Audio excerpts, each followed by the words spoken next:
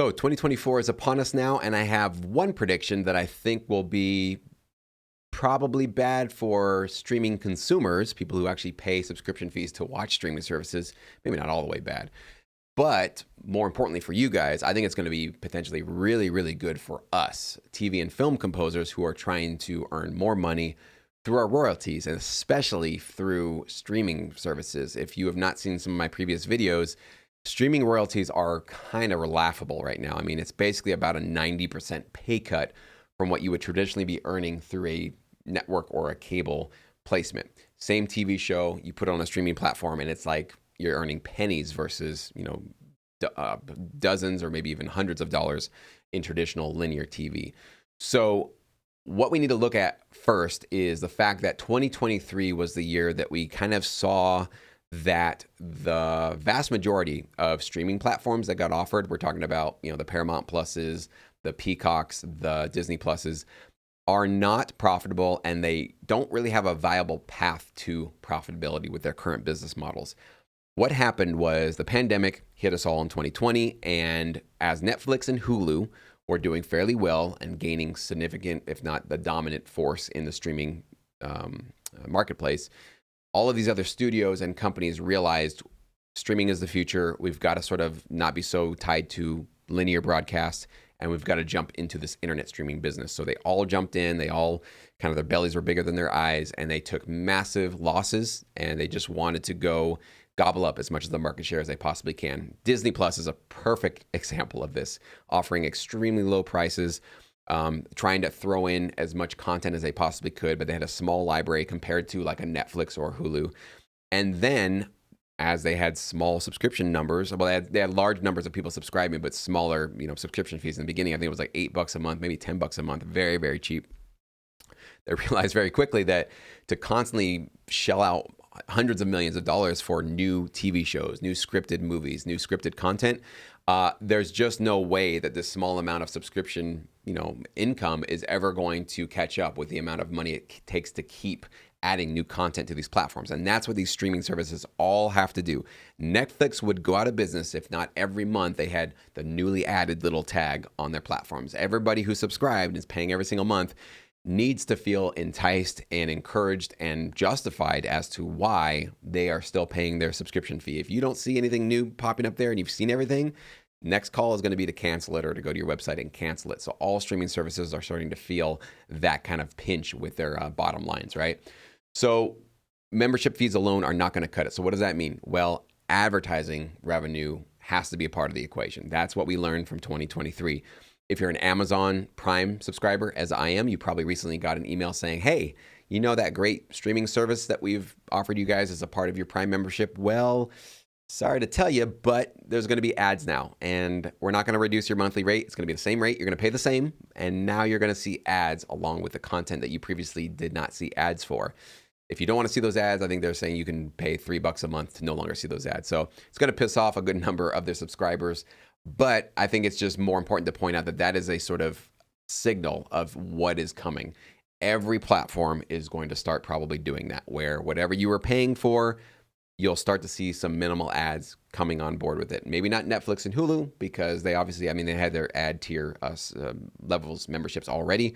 Again, they're the exception to this rule, but everything else are realizing we cannot do this without ads. And by the way, if you guys were not aware, ads are the reason why cables and networks were thriving in the previous paradigm. It was, subscription fees were, of course, what was $80 or so for a cable subscription, but the vast majority of income was coming through ads. And the same thing is true with streaming platforms. You look at what their revenues are.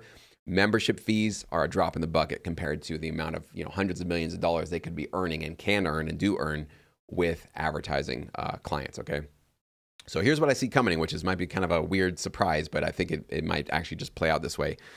I could see this, and you kind of hear some early rumblings of this, because there's some streaming platforms and studios that are thinking about merging now and creating partnerships.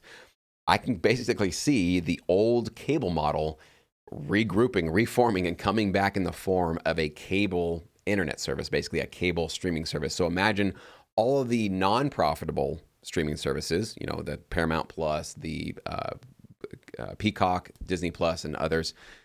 getting together under one banner, one platform that gets you, the consumer, access to all of their content under one subscription fee, okay? And I think that fee will be around what we were paying for the cable packages back in the day. So $80 to $100 per month with ads. You're thinking, why would anybody do that? We've gotten away from that.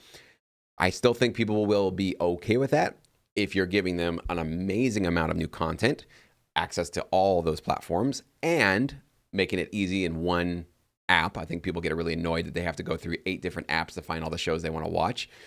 And even though it's going to be expensive and it's going to be with ads, it's still going to be a step up from the previous cable option, because with previous cable, you didn't get to pick and choose what you wanted to watch anytime. So this is on-demand cable, right, with ads for the same price. So it's still a step up in the service that you were getting before for the same price with cable.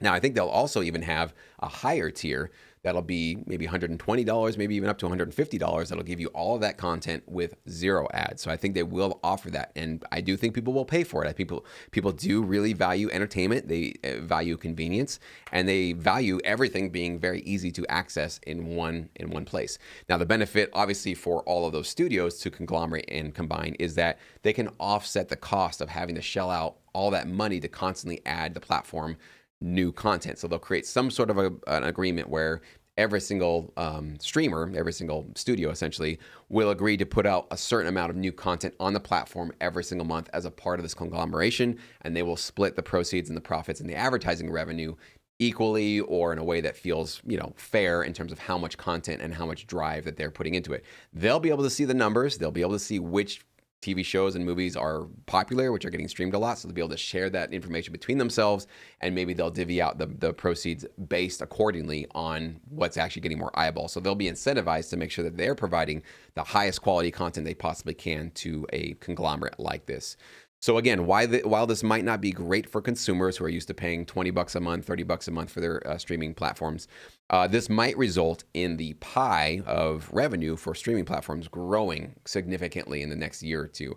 So I can see that being really great for people like me and people like you, hopefully, if you're getting and starting to get some placements on these streaming platforms. Because up until now, we have seen just like a 90% cut in those royalty rates from streaming platforms. And this is one thing that I really got wrong. I saw Netflix really becoming more popular in 2016, 2017. And I thought, boy, my royalties on these streaming platforms are like a 90% cut.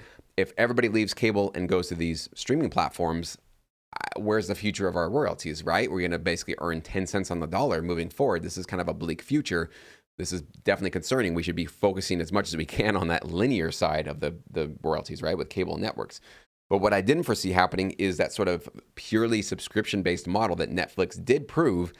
I assumed that maybe every platform could do that, but no, I don't think that's going to be viable. And I think that the advertising revenue has to be a part of this equation for them to even remain in business. So that's good news for us. That means that there's going to be a large amount of money generated and poured into the streaming platforms, which means that annually, when ASCAP and BMI and the PROs around the world go do their blanket license negotiations with these platforms, maybe this new conglomerate, they're going to do a blanket license with a big conglomerate, they'll have a large number of a lot more income that they can basically say, hey, you guys are now profitable, or at least you're making a lot more money than you did individually before. So we're going to start asking for a larger percentage of your profits for the streaming royalties that you guys have. So for our publishers and writers, we are going to ask for a higher amount of a blanket fee, essentially, that we can divvy out to them when they get placements on your platform. So I see this as a potentially really, really great, a ray of sunshine in a seemingly bleak future that I didn't see happening. So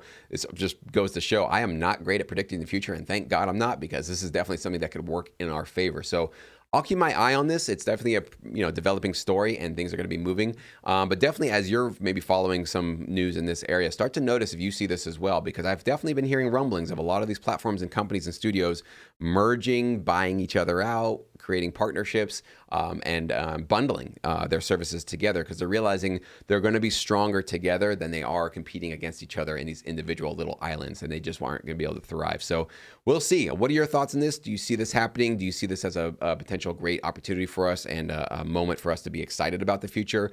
Are you still pessimistic? Do you still think there's really not much of a hope in any of the streaming stuff? I'd love to hear your thoughts, so please leave them below.